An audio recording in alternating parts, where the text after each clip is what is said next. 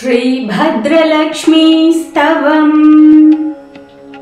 श्रीदेवी प्रथमं नाम, द्वितीयम् अमृतोद्भवा, तृतीयं कमला प्रोक्ता, चतुर्थं लोकसुन्दरी, पञ्चमं विष्णुपत्नी च, षष्ठं स्यात् वैष्णवी तथा, सप्तमं तु वरारोहा, अष्टमं हरिवल्लभा, नवमं शार्ङ्गिनी प्रोक्ता, दशमं देवदेविका, एकादशं तु लक्ष्मीः स्यात्, द्वादशं श्रीहरिप्रिया, श्रीः पद्मा कमला मुकुन्दा, महिषी लक्ष्मी श्रीलोकेश्वरी, मा क्षीराब्दी सुता विरिञ्ची, जननी विद्या सरोजासना,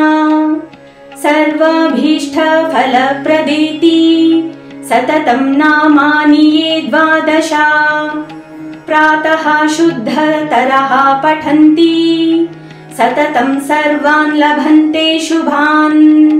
भद्रलक्ष्मीस्तवं नित्यं, पुण्यमेतच्छुभावहम्, काले स्नात्वापि कावेर्यां, जप श्रीवृक्षसन्निधौ। इति श्रीभद्रलक्ष्मीस्तवम्।